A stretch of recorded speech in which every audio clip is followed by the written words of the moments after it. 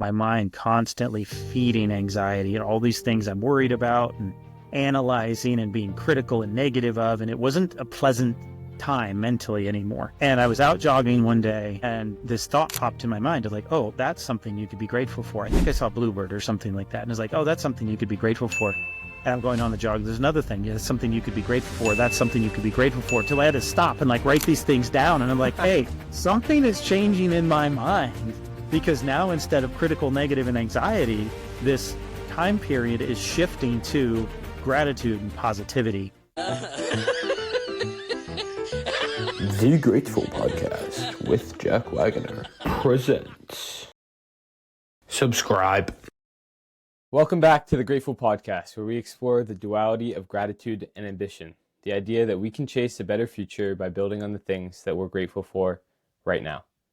I'm your host, Jack Wagoner, and today I'm joined by someone who wholeheartedly embodies this philosophy of gratitude and ambition.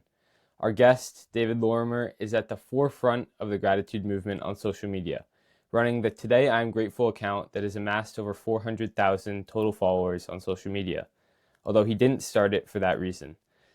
David has built an incredible community around the power of gratitude, creating daily videos on what he is grateful for, ranging from dentists to beautiful sunsets, as a way of reminding himself to stay grateful. David helps remind the world to appreciate the little moments that make life meaningful. We can all be thankful for anything, no matter how small.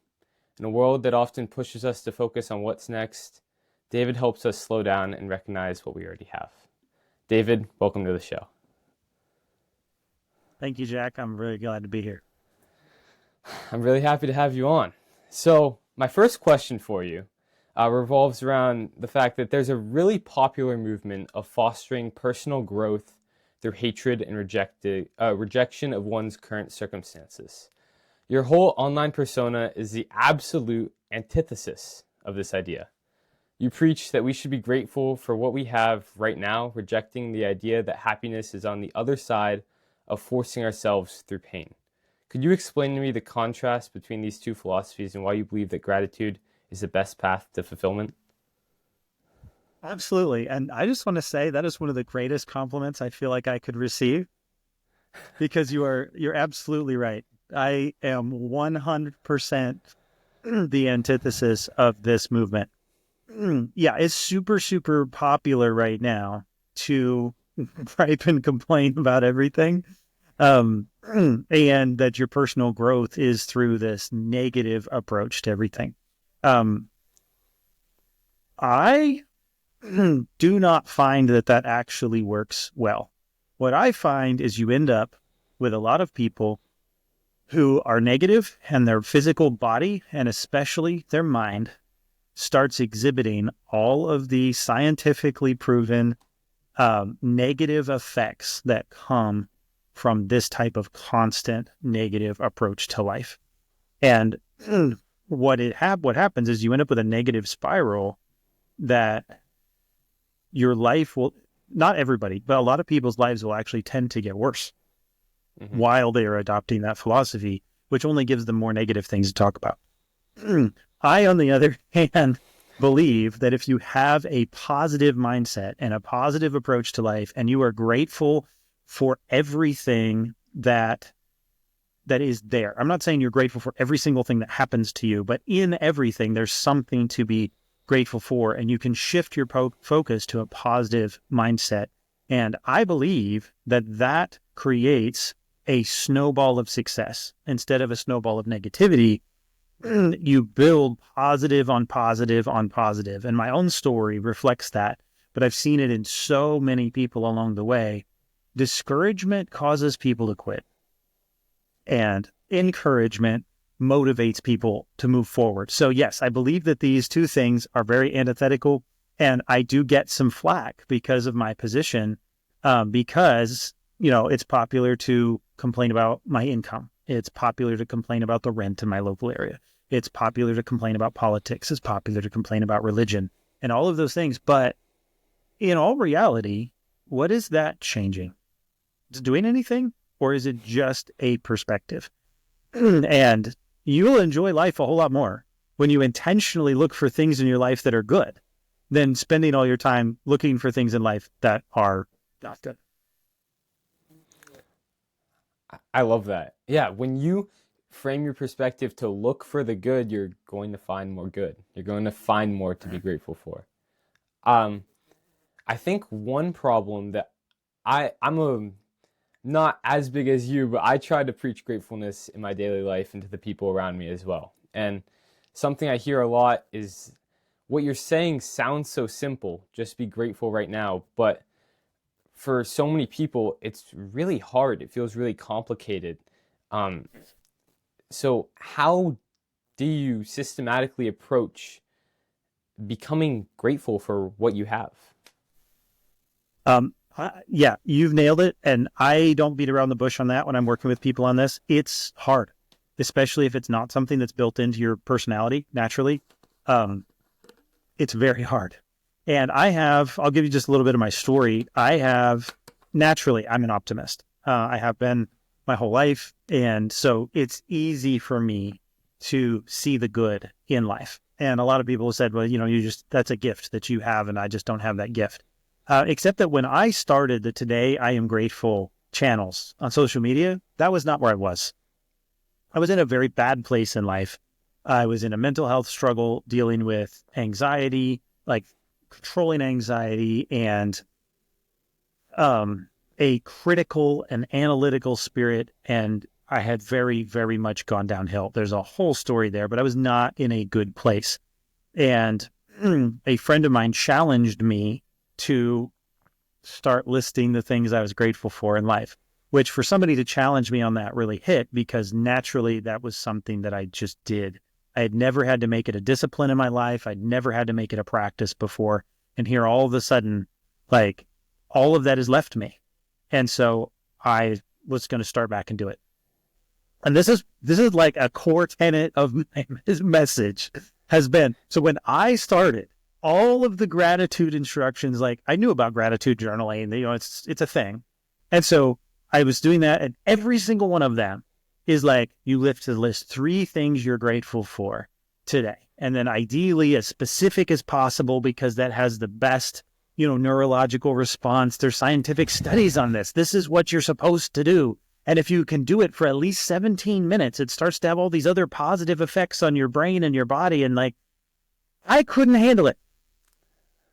I could not handle it. It was stressing me out to even think of trying to do this grateful thing. I was anxious. And so I couldn't even come up with 3 things to be grateful for. It was triggering my anxiety to try to be grateful, to come up with more than one thing. I'm just like, this is not working. This is supposed to be something that's helpful to me in my mental health journey and getting myself back in a positive track in life. And instead, it's actually triggering my anxiety and making everything worse. So I did something that I did not realize was radical at the time, but apparently is. I finally settled. I'm like, okay, I'm a perfectionist. So I was like, I have to do everything right. The science says these are all the perfect things to do. I gave up on all of it. And I said, I am going to pick one thing that I am grateful for in a day. I can't handle 3. I can't handle 17 minutes. I can't handle a paragraph of something specific. I'm going to pick one thing that I can handle. And I'm just going to repeat that thing to myself all day long. And I'm going to call that good. And that is honestly what started the Today I'm Grateful approach to gratitude.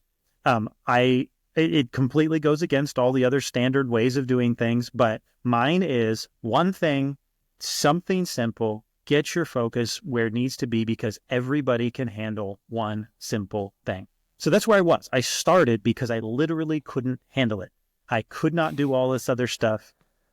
I had lost all those abilities. So when people say it's hard, I 100% agree. It is hard. It was hard. I literally couldn't do 3. And it was hard for me to even come up with 1. Now that I've made a lot of progress in the journey, you look back on it, it's like, no, everything's easy. It's easy to get 1, but it's not when you're not there in the mindset. And so, yes, I will 100% agree and affirm your feelings that it is hard. It is hard to get started. It was hard for weeks for me. For weeks, I did it out of sheer discipline, forcing myself to do this. And I started the social media channel for my own personal accountability because I didn't want to keep doing it. And I needed something that was kind of pushing me that way. And that was where actually the beginning of the social media channel was actually for me. It was to help personal discipline for myself in this gratitude journey. But this is what I'll tell you. After a few weeks of doing it hard, it started to happen naturally. And that was when I knew that something was changing in my mind. And I like to go for walks. I like to go for jogs. But what had happened was during that time when I was jogging, it would be like my mind constantly feeding anxiety and all these things I'm worried about and analyzing and being critical and negative of. And it wasn't a pleasant time mentally anymore. And I was out jogging one day and this thought popped in my mind of like, oh, that's something you could be grateful for. I think I saw a bluebird or something like that. And it's like, oh, that's something you could be grateful for. And I'm going on the jog. There's another thing. Yeah, that's something you could be grateful for. That's something you could be grateful for. Till I had to stop and like write these things down. And I'm like, hey, something is changing in my mind, because now instead of critical, negative, and anxiety, this time period is shifting to gratitude and positivity. And that is what I'm all about. It is hard to get started, but if you will do it for a few weeks, you will see the benefits and your mind will start to rewire itself to the positive. We have to take a pause in this episode of the Grateful Podcast with David Lorimer. We're having some technical issues. We'll see you back here in 3, 2, 1. If you're enjoying this episode of the Grateful Podcast, I would very much appreciate it if you could either share this podcast episode with friends and family, or kindly leave a review down below on whatever podcast platform you're listening on. It would help me be able to make this podcast better for you, better for all my other listeners. Thank you. Enjoy the show. So we weren't expecting a practical demonstration in real life, but my internet just went off. And so I had to switch to a cell phone. We'll acknowledge the elephant in the room. But this is a practical demonstration. One of the ways of thinking that I teach is that in everything negative that happens, it always points to something to be grateful for. So I just lost internet connectivity. You know what? That means I'm grateful for internet. I am grateful that we have connectivity options, that I can talk to somebody in New Hampshire when I'm, I don't know, 800 miles away or so. That when I was younger, the only option for that was if you had connected landline telephones or radio. And, we thought it was cool one time we were able to get on radio and ham radio network and talk to somebody who was in Australia. Now I talk to people in Australia every day and we video chat. So always our life is pointing us to things that we're grateful for, even when something goes wrong. That's very true. Yeah, right now, there might have been technical issues. It might not be as smooth as we might have hoped, but it's still phenomenal what we're able to do right now. And we have so much to be grateful for. Yes, indeed. So I think the internet interrupted an amazing monologue where you were talking about your experience transforming from seeing the negative things to all of a sudden being on a run and just noticing all of the things to be grateful for around you. In that entire story, that was just so refreshing. As another perfectionist, I think it's very easy to relate to the need to do something perfectly and to look at all the scientific things and say, oh, I need to do 17 minutes of gratitude and 3 things in order to optimize the return on investment from putting my time into this. And we overlook the main principle, which is this is not something to stress us out. This is something to help our mental health. This is something to help us reframe the way we look at the world. And so doing anything is better than doing nothing. I think it's so refreshing the way that you rejected that idea after struggling with the perfectionism of it, and just said, you know what? F it. I'm going to do 1 a day. I'm going to post it a short video. And it's so cool how that worked out for you and how now you're able to share that gratitude with other people. Yes. And I am the testimony that doing something actually works. So I never have hit the scientifically optimal, gratitude practice. Never. I've been doing this for a couple of years and I've never hit that optimal level, but I am a walking testimony that doing something that discipline of getting started and doing something will and can and will change the way you think and the way you look at life. Yeah, so that's a question I had. I know the person we see on Today I'm Grateful, right? Um, it's very easy to look at you and say, "Oh my God, he has gratitude all figured out," right? But I wanted to get your actual, like, how has it affected you? Not on the level that you've gained 270,000 Instagram followers, but on the level of the way that you look at the world and your relationship with life. Um, yes, personally, it has been very, very beneficial. And especially, like I was saying in my story, for where I was at that point in particular, everything was negative to me. Like literally, I couldn't, like when I was first challenging myself, think of something to be grateful for. I could not think of anything positive. So I'm right there with everybody who says that to me. And a lot of people do. Like I cannot think of anything that is going well in my life today or right now. Like I just can't think of anything positive. I get it. I was there. So I'm not just, Mr. La la la la la la la la la, everything is great. No, that's not me. I've lived all of that and created disciplines, rewired my brain to look at life differently. So, how has that helped me? Yes. Well, first of all, it helped walk me out again across months, helped walk me out of a mental health crisis and really improve my positive mental health and my outlook. I think the biggest thing for me that probably surprised me through all of it was how many other people were in that same spot. I didn't start my social media channels. Like it sounds selfish, like it is selfish. Like I started them for me because I needed that accountability to keep posting, to keep doing this for my own self. And all of a sudden I have people writing me from all over the world saying, "Oh man, this is exactly what I needed today." And I was like, "Oh wow, there's like thousands, millions of people around the world that are in that exact same spot of negativity and anxiety and everything where I was."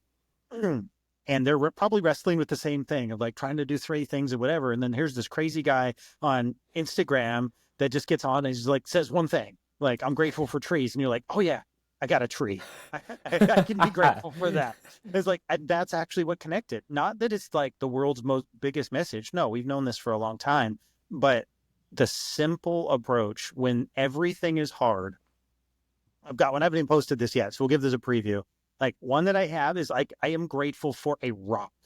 Like literally go find a rock. Why? Because rocks don't change. They don't move. They're always there. They're very stable. They don't cause drama in my life. Like, when things are real bad, I just like, what is a physical object that I can appreciate? So there's been that kind of transformation. I would say that most people who know me would say that my gratitude practice just brought me back to my natural optimism. Like I think a lot of people would say that when they weren't looking at the journey from the inside like I was. Because to me, it's so much more than that. But yeah, it benefited me on so many levels. One of the things that I do want to say, kind of implied there in your question, people say, who is the real today I'm grateful? Like, is this just I bounce around life all the time being yay, happy, whatever? No, I have a very real life. I have a stressful life. I have a very busy life. And the reality of my life is that if I do not intentionally keep a positive focus, I will naturally lean toward being overly analytical, overly perfectionistic, overly critical, because that's a part of my personality as well. So I have hard days, just like everybody else. And I try to share those when I can. Sometimes that's more on one social media than another, but I do try to share those because one I'll just mention was, when TikTok was shutting down, I actually made a post about TikTok shutting down and, the emotional impact of that, because that was the platform I got started on. And like the next day or the day after, it hit me. I was like, you aren't applying your own gratitude reframing lessons to TikTok. And I'm like, yeah. Am I grateful for TikTok? Yes. Like, even if TikTok is shutting down, it points to like, why am I sad about that? Because I appreciate that platform. And like the history that I have with it. There's actually so much gratitude that I can reflect on, so many positive things inside that negative situation, but it took me a couple of days. And so I don't bash anybody with that. Give yourself grace. I mean, a mental health journey is all about giving yourself grace. One of my favorites that actually was a fairly popular video was that I'm grateful for my glasses. And it hit me. I'd been doing this. I can't remember 6-9 months. Like, I can't remember. It had been a long time. I have been recording gratitude videos for like 9 months, looking through this pair of lenses and never thought to be grateful for them. But I am so grateful for my glasses because without them, I am legally blind and very unable to function in society. But here I was 9 months later. So, like, do not beat yourself up over anything. You're like, oh man, I should have been grateful for that. No, there's no rules. There's no beat yourself up over anything. And it's me all the time. As you know, I'm dealing with a tough day, and there's some days that I very much struggle to find something to be grateful for, just because of the mood I'm in or what's happening. I try every day to find something, one thing at least, that I'm grateful for. But give yourself grace. And if for one day you just can't, that's fine. Watch one of my videos and I'll cover it for you, and you can work on it again the next. That's what I'm here for. I think I'm going to come back to the word refreshing about your content, what you put out there, is what you're grateful for isn't anything special per se. Right. I mean, yeah, like a rock that's so ordinary, and yet it's something to be grateful for. And to tie back into your point of TikTok, and why were you going to be upset about it? Because it was something you're grateful for in the first place. And thinking about loss in that way of Yes. The only reason loss affects us is because we had an attachment to us that positively impacted our lives. That reframing is very, very powerful. I think misunderstood often. Yes. And reframing is a lot of what I do.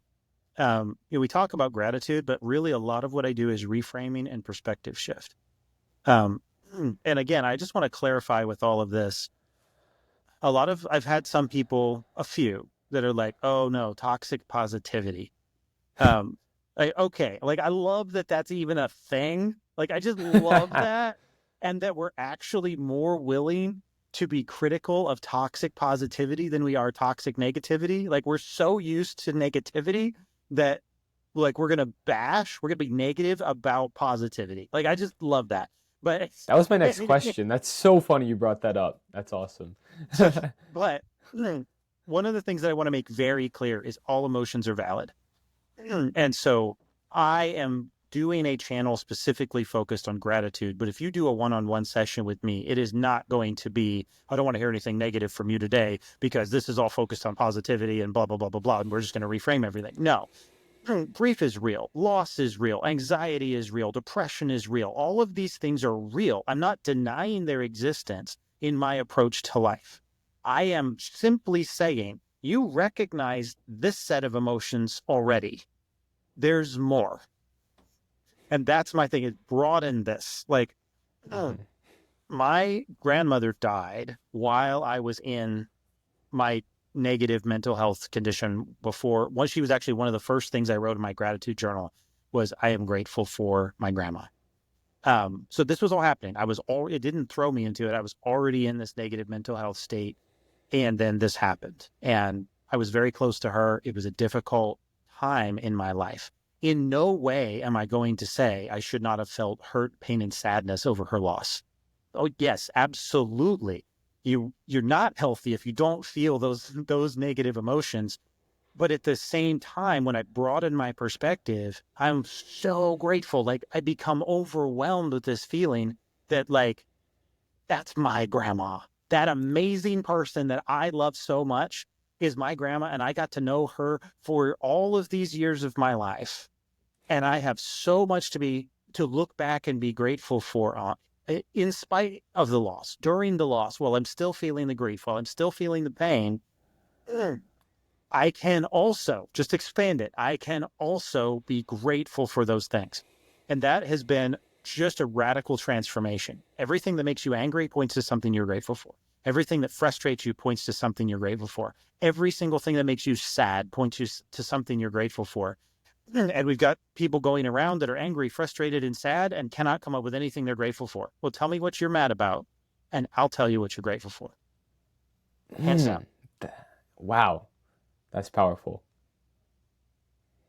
I love that. Everything that we feel anger towards is just a reflection of what we're grateful for. That's huge. So going back to that toxic positivity, I'm really interested. You touched on it briefly. I've heard that in my life as an adjective, and I think it's almost like another reflection of you're a tryhard, if you've heard that. Like, oh yeah, we're gonna hate on you because you're trying hard in this. It's like where negativity is so deeply rooted in society that we're bringing down others for being positive or being the opposite. I want you to touch on that and kind of explain to me why you think that is. Wow, I've got a whole lot I can say on that. I believe that we are intentionally trained in negativity. Some like just start when you're growing up. Your home life starts this. This is what was the attitude in your home. Like some homes lean more positive, some homes lean more negative, and that has to do with the choices of your family members. So that's not something that you're like necessarily responsible for, but it starts there. But we're just going to talk about news, media, and culture for a second. The news most of the time does not make money by talking about positive things. And I believe that our immersion in constant news trains our brains to constantly look at the negative. And then, so on the one hand, you have the news. On the other hand, you have social media. And it has been demonstrated that social media can have a very negative effect on mental health. And so one of the reasons why I'm here, why I exist in the social media realm, is because I am trying to change that. And I have had so many people say, like, I'm just scrolling through and this is like, you're not good enough. And the next reel is like, your relationships are all terrible. And the next reel is, this is something you should have had. And the next reel is like, today I'm grateful for salt. And they're like, what just happened on my feed?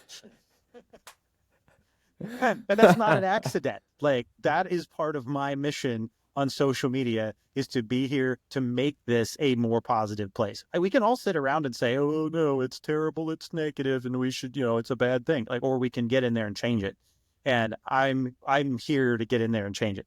So fundamentally, yes, I believe that we are actually trained in negativity. Part of this is family, part of it is culture. There are literally some countries where the entire country is so trained in negativity that to say something positive in public is viewed as a negative thing. I'm not going to say any names, but that's reality in some places. And I am waiting for an invitation from the tourism board to come change your country. So I can say France is one of those countries. Having lived there for a year, France is definitely one of those countries. So let's do this, France. Anyway, so I don't think it's something necessarily that we've done to ourselves personally. I think it's cultural that is just so constantly trained. And I will say, I really, really appreciate the branches of media or the pieces of various media companies that intentionally focus on positivity. And I've been interviewed by some larger news medias specifically because of my positive outlook on life. And I appreciate that that is there. But I'll give you an example, a perfect example of what I'm talking about. So I'm reading headlines, and this was during the wildfires in California, which very terrible situation, threatening homes, threatening lives, so much loss going on. And the whole country is focused on these fires in California and concerned what's going on and all of that. We've got firefighters coming from other countries to help us fight this fire, which, by the way, I would say is just an amazing thing to be grateful for in the midst of that. But the news has us focused on the negativity. There's whole sections of towns burning down. There's people that are dying, animals, like everything's being affected. We've got all this firefighting, and they just cannot get these fires under control. And then after however long of this, it starts to rain. It starts to rain. And you know what the headlines on my phone changed to? The rain in California will cause, is going to be acid rain and will cause flooding, avalanches, landslides. Like, everything was negative. There was not a positive headline about that rain that showed up on my feed. And honestly, it made me upset because we're over here trying to rescue a whole section of the country from burning to the ground. Firefighters are literally putting their lives on the line. And finally, we get the one thing we need from nature, which is rain. And all the news media is like, it's a bad thing. But it's the perfect example of how trained we are in negativity. So what happens? So I post, I'm grateful for the rain in California. And of course, someone commented on there and said, didn't you know it's causing mudslides? Yes, it's also putting the fire out. Can we be grateful at all? But we're just so trained in it. We're so trained that it becomes culturally appropriate to speak negatively. And when you go against that cultural standard, then you can get labeled as toxic positivity, because we all have this subconscious cultural agreement that all we're going to talk about is negative things. But that's trained, frankly, by media and cultural interaction. And I intend to change that. I love that.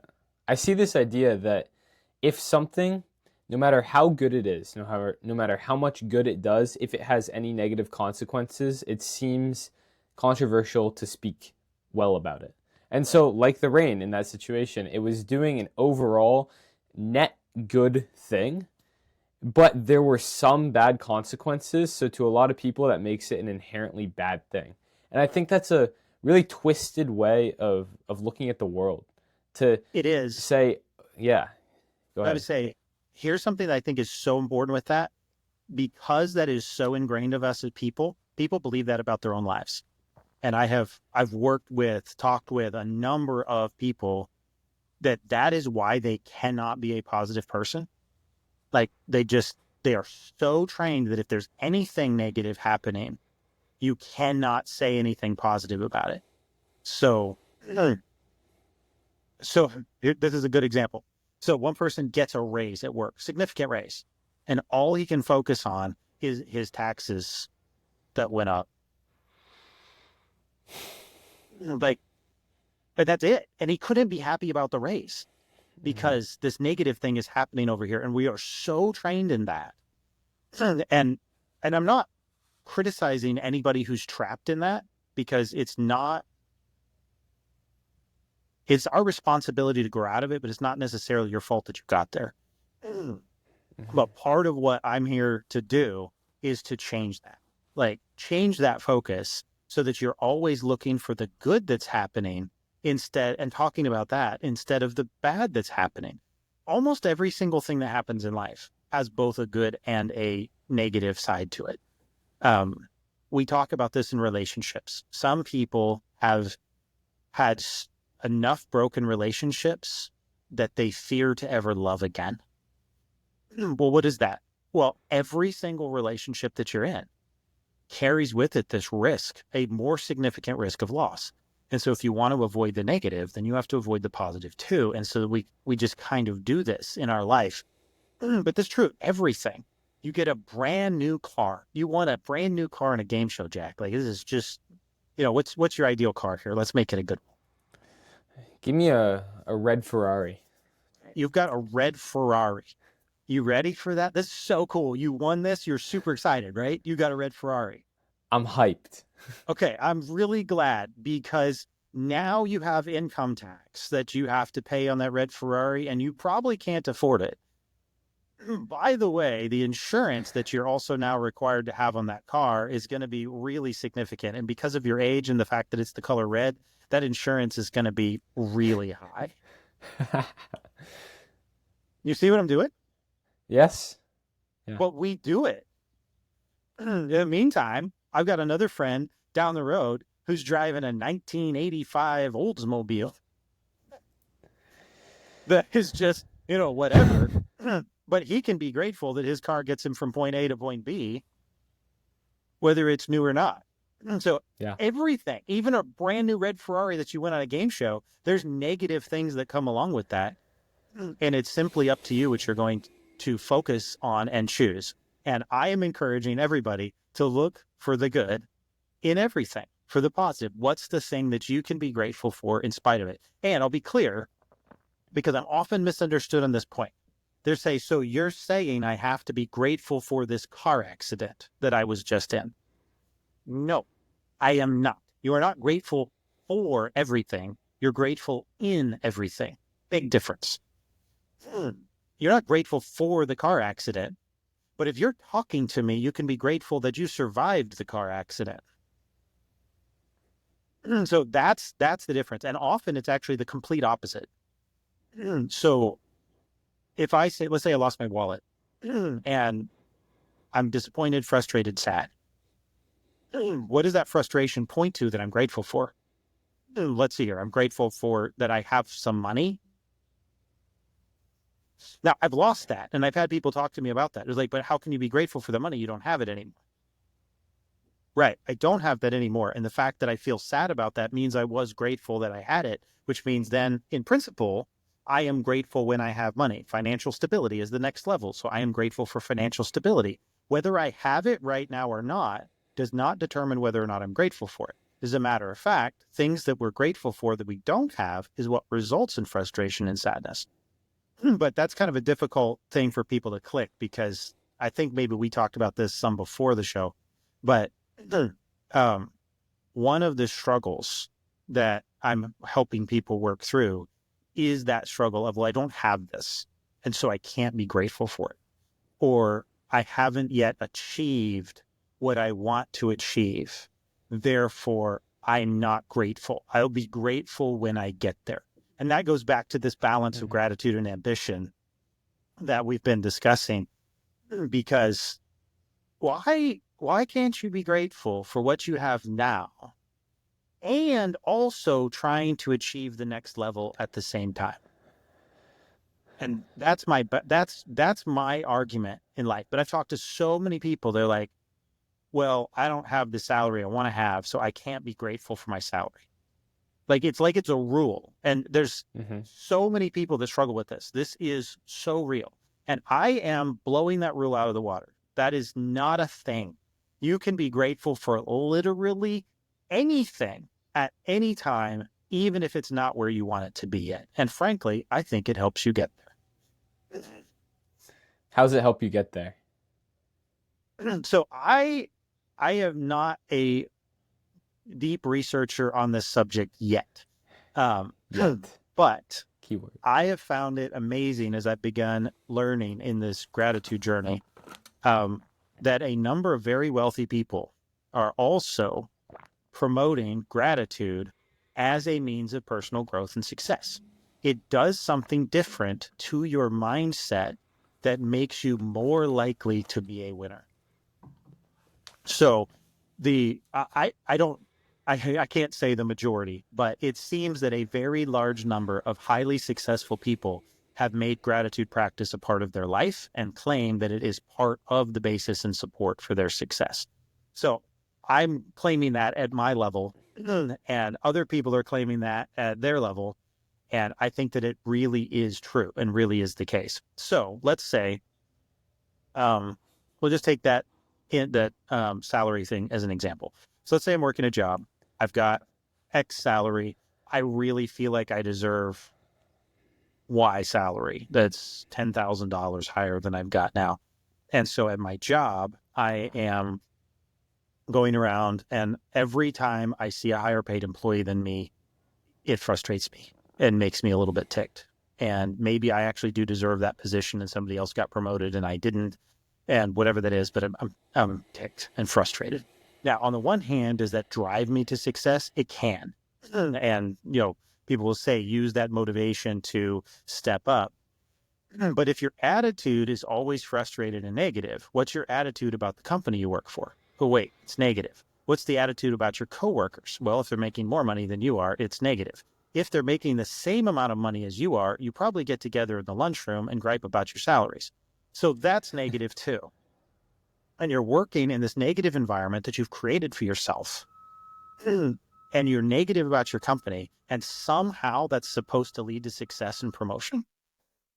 Like, okay, but let's flip it. You say, I'm going to be grateful for the salary that I have because I could be unemployed. We haven't changed anything here except the perspective. I could be unemployed. I have this salary, therefore I'm doing better now than I could be doing. I'm positive about that. I'm excited for my coworkers that have gotten promotions and their salaries are now higher, and I'm happy for them because that's what I want everyone to happen for everyone in the company, including myself. I'm now more positive about my company and more willing to promote my company and my coworkers. That puts us all in a better position to make the company more successful. It puts me in a better position with my coworkers and my superiors, and it puts my mindset as I am grateful for what I have, and I really want to move up to this level. And so I'm looking for how to do that. So can you get there both ways? Yes, but you'll be a lot happier getting there if you do it with gratitude. And the people who have made it a lot further than I have are saying that gratitude is key and foundational. So sure can't hurt. Yeah. I I have this idea that if you love something when you're seeing no results, you're going to love it when you're seeing results. But if you're doing Absolutely. something purely for results, if you're, let's say, doing something purely for money and financial gain, but you absolutely hate it, you're going to still hate it when you're making that money, right? And so if you want to do something that is sustainable and long term, you have to love it when you're seeing nothing in return from it. Yeah. And I think this is a little bit of a different topic, but so many of us want our happiness to be based in something else. What other people do for us, what other people do to us, what society does for us or to us, our circumstances, our situations, even nature, what's happening with all those things. I want all of that to make me happy. And I'm a fundamental believer that you choose happiness yourself, that your attitude is your responsibility and your decision. You may not be able to control all of your circumstances, but you can control your attitude. You can control your focus, and you can control your response to those things. And so you can always choose to be grateful. And again, that's right where I just walked into toxic positivity. Like I know I did. But that's only if you deny the rest of what's happening in your life. And I'm saying a real balance. And I believe the majority of people are actually focused on the majority of negativity, and it's not toxic positivity to just simply look at the other things that are going well in your life. Right, you're not cutting out that half and only focusing on the positive half. You're looking at the full picture instead of hyper focusing, tunnel vision on the negatives. Right. But David, I guess the counter thing to this that's so deeply rooted in society is that we have to earn our happiness. People think that they have to Oh, do something to be happy. They have to get that promotion in order to be happy. They have to win that friend or get that date to be happy. How do we combat that? you got me on this one. This is literally a daily struggle for me. And for someone who's an optimist, I didn't see it till somebody else called it out. And so I appreciate surrounding myself with other people who have a positive perspective.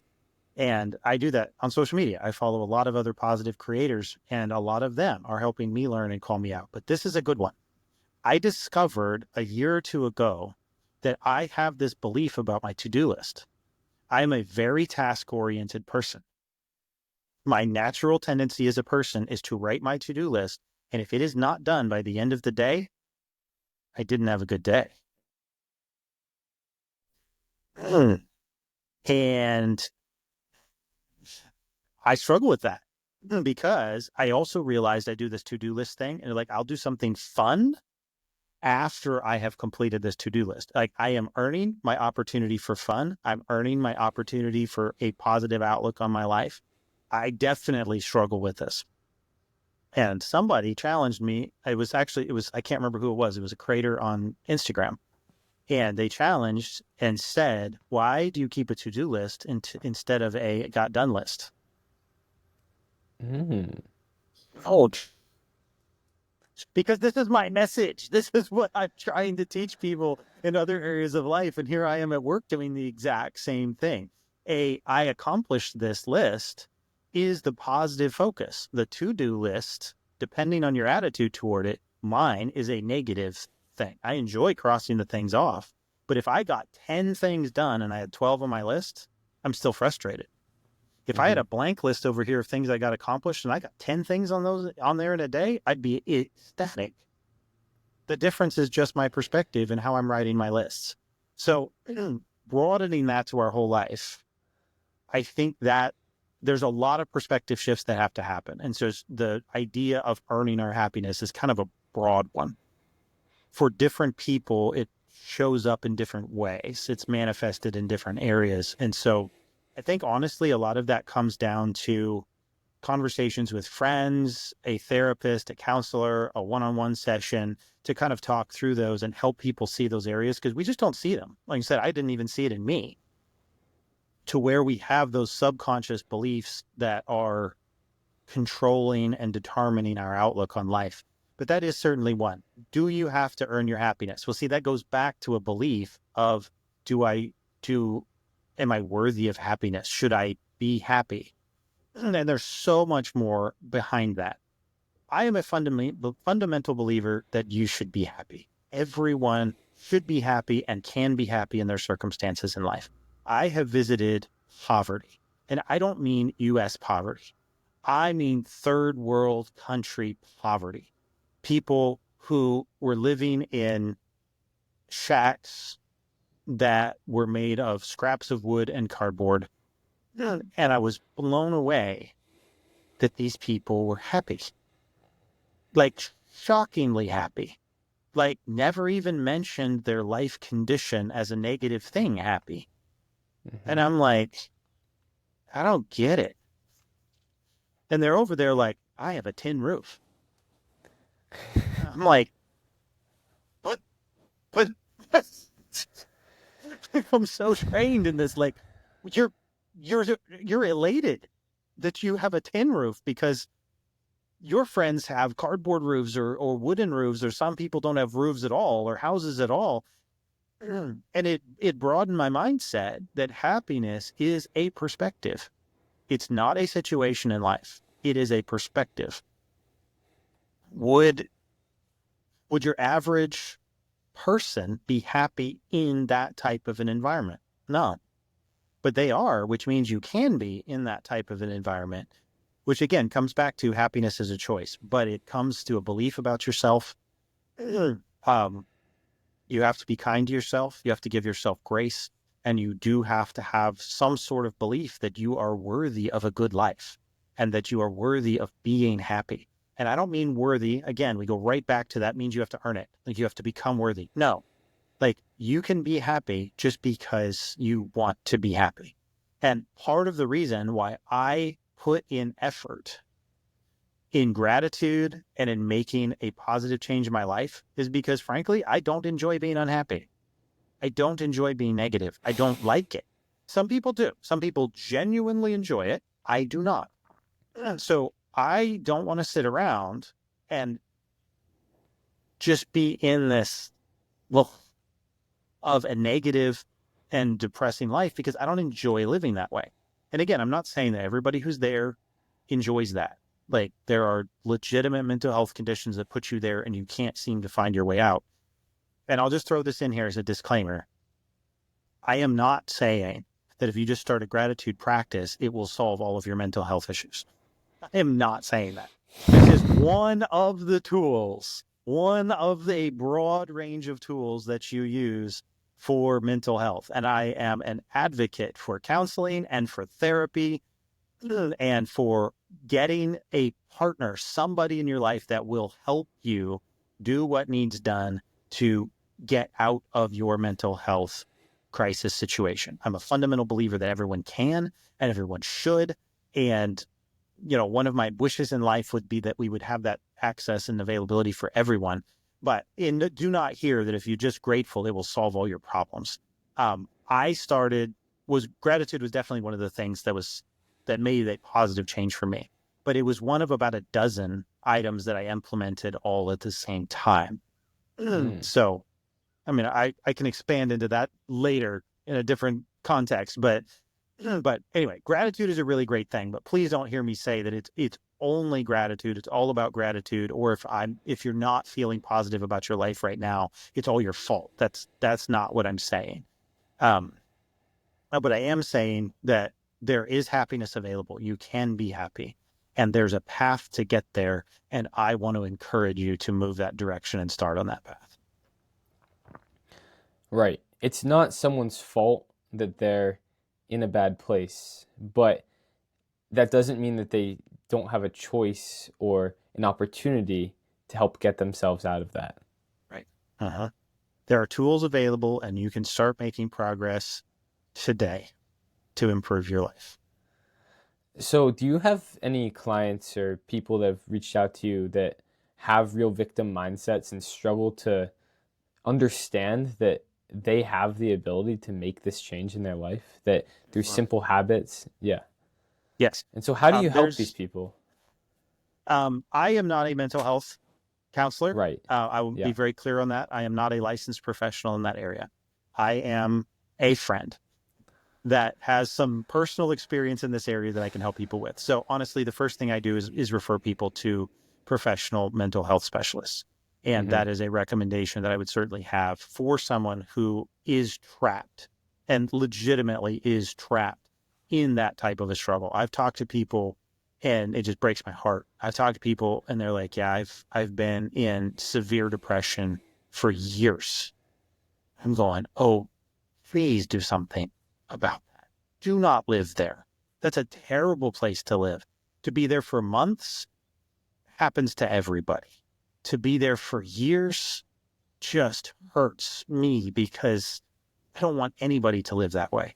And there are tools, there are resources to be able to make that positive step out. So if anybody who's watching the podcast or listening to the podcast today is in that situation, my number one recommendation to you is reach out to a mental health counselor. In many countries, there's mental health hotlines. You could start with that. Even if you don't have the funding available, that's always the biggest barrier is like, I just cannot afford a counselor because they're so expensive. Um, Start the conversation. Some places it is very expensive. Other places there's resources available, or there's nonprofits that are available to help support people as well. Reach out and talk to somebody. If you just can't bring yourself to call a hotline or to talk to a professional, at least talk to a friend and admit to them where you're at and ask them to help you get help, because there is help available and there are people that care about you, no matter what you believe. We're in this together. We are all in this together. Like, life is out here just trying to end it for us. We as people have to bond together, work together, and be each other's support. Reach out to somebody, to a friend, and say, here's where I'm at. Here's what I'm struggling with. Will you help me? And that's part of my story as well. My path to victory began with a friend who walked into my office, sat down, looked me dead in the eyes, and said, are you okay? And I said, no, I'm not.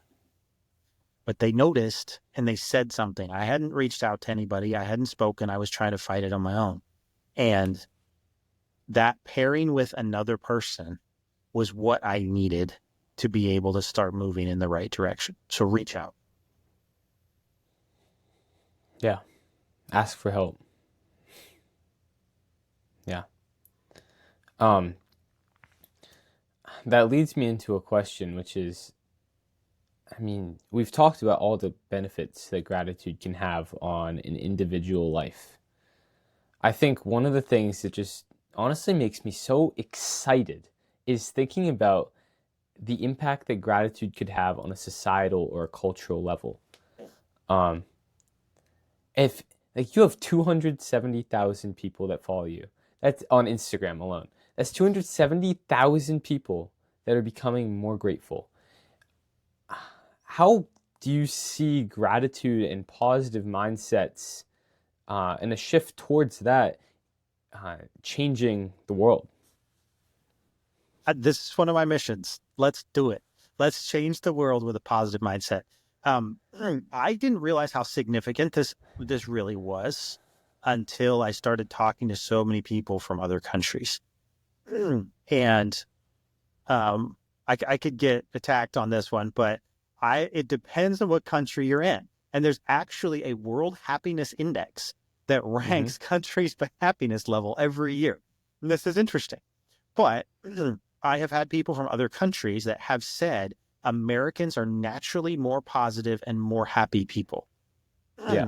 And I'm like, oh, well, I didn't realize that. And then they're telling me about their country, and kind of like we discussed earlier, like it's almost not polite conversation to discuss positive things. And but then there's other countries, and again, I've talked to other people from these now that are writing me, be like, hey, you should come visit our country. Like, it's a cultural norm to be grateful and positive. And I'm like, I want to come.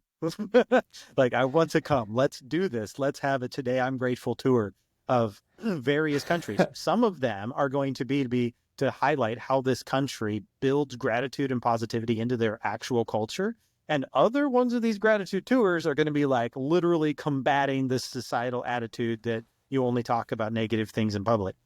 Mm-hmm. So, so to answer the question, I would say absolutely. This combined actually becomes society. And we have that example in different countries around the world, from countries that are number one on the happiness index down to countries that are, it's not okay to talk about positive things in polite conversation. And I'm not talking about GDP or financial success. I'm talking about the general vibe of happiness. Mm-hmm. Um, and in a lot of places, like it's just there's a darkness, there's a cultural depression, a shared cultural depression that then becomes really hard to start breaking out of. And I'm in the United States, you're in the United States. Right now, in the United States, I feel like we kind of have an interesting wave going on, and we're kind of culturally making decisions right now about this very thing. And my challenge for everyone is choose the positive, choose to be grateful. That does not mean that we don't fight against the vices in society or that we don't try to change our culture for what we believe is right and good. Absolutely, we do that. But we acknowledge what's good about our country and our culture at the same time that we try to make it even better. I feel like a lot of people, Mm-hmm. especially right now in the US, don't feel like we can say something, like if we say something positive, it means we agree with everything that's happening. And so we can only say something negative because there's lots of things we disagree with that's happening right now in our country. And I don't think that's true. I think, again, it's this broader thing. We can talk about this. I am super grateful for this. I'm not. And I want to set my life to change these things that I'm not grateful for and make them into something I'm grateful for. But all the while, I will still appreciate these other things. And we can do that both simultaneously. You can appreciate, and whatever country you're in, look at this. You can appreciate your country. You can appreciate the positive things in your country's history, the positive things your country's contributed to the world and to society, and also believe that your country has significant vices and things that need to be changed and transformed, which will then give you an opportunity when they are to be more grateful for your country in the future. Right. Oh, that's beautiful. Yeah. I mean, even in America, that's where most of the audience is. So I think we can relate to this a lot. Is a lot of times people will say, well, America's amazing, America's the best country, and then people on the other side will say, no, it's the worst, look at all the bad things that have happened. And in reality, it's neither of those two things. It's look at the change and the precedent that the ideals of America has set, and then you can also in the same frame of mind look at the negative things that have happened in the country's history. um, but nothing is either amazing or horrible. You have to be able to separate the two, but look at that in the same frame of mind, I think. Exactly. And in every situation culture, there's a tension between those two things. And I think recognizing them both with an open mind and a reality, like you're saying, like this has happened and this has happened. One is good and one I don't appreciate. Like working through those things gives us a more balanced perspective. It might make us a little bit less militant and a little bit less weaponized. But that might be part of my message too, is like, okay, we don't have to just take one thing and complain about it all the time. That there's always something good, always, in your country, in your politics, in your life situation. Like there's always something to be grateful for. There's always something positive. And if you can't see it, you probably need to reframe your perspective. And other people can help you do that. And I would encourage everyone to follow my channel. That's part of what I do every day. And we didn't talk about this earlier. I'll just throw it in now. It doesn't fit, but I'll throw it in. One of the things that I challenge people on as a specific tool, especially in beginning your gratitude journey, but you can do it anytime, is actually combining the idea of grounding with the idea of gratitude. And that is simply a recognition of your physical space. This is really easy to do in whatever mindset you're in, because we can all recognize our immediate physical space. So you can take a minute and a half. It doesn't take long, wherever you're at, whatever's going on. You can take a minute and a half, look around you, feel around you, just what is going on in your immediate physical space. And what can you be grateful for? So quick example, I am sitting on a chair. I am grateful for two things. Number one, that I have a chair, or I'd be sitting on the floor. And two, that my chair is not collapsed during this conversation. I mean, everybody else probably would have been grateful if it had, because then they would have more humor in their life.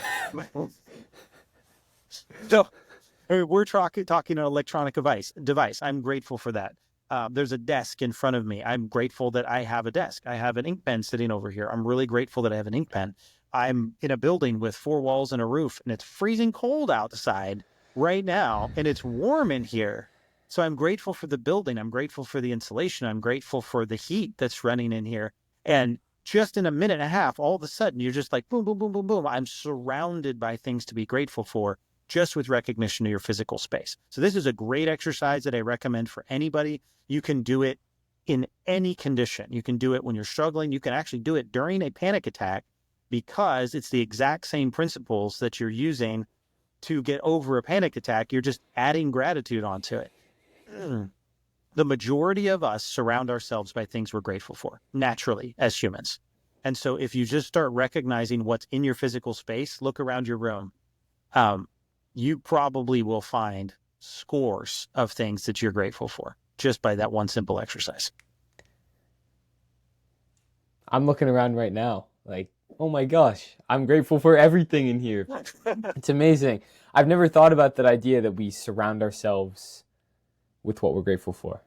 And that makes so much sense. As humans, we want to create the best lives we can for ourselves. And so, of course, we're going to choose to surround ourselves with things that make us happy and add value to our lives. David, I'm so grateful that you came on the podcast today, and that even with the technical difficulties, we made it work. This was an amazing conversation. I'm so excited to have been on. Thank you, Jack. I appreciate what you're doing. And I'm really grateful to be on the podcast with you today. I appreciate the opportunity. Awesome. So before we go, I've touched multiple times on where people can find you, but if you'd just like to shout yourself out a little bit. Certainly. You can find me on basically every social media platform, today.iam.grateful. My largest platforms right now are TikTok and Instagram, but whatever platform you have, I'd be happy for you to follow me. Thanks to the kerfuffle with TikTok a while ago, I'm on a bunch of the new social media platforms as well. So today.iam.grateful. And if you don't see it with that, you can search for Today I Am Grateful just in the search bar, or David the Grateful Guy. Thank you so much for watching this episode of the Grateful Podcast with David Lorimer from Today I'm Grateful. Man, isn't he just awesome? He's so kind, so inspiring, and you can just get a positive vibe from him when he's talking, even through a screen. I got on the call with him, and I felt like I already knew him. He's just such a kind soul. So If you enjoyed this episode and you want to see more like it, I would really appreciate if you go watch this one right here. It's with another David who's a gratitude guy. So I know you want to click it. And while you're contemplating clicking it, you could also go to Apple Podcasts and leave me a review, or leave a comment down below, or share this with anyone that you think would have enjoyed. So click that, do that stuff. Thank you guys. Be grateful. I love you all.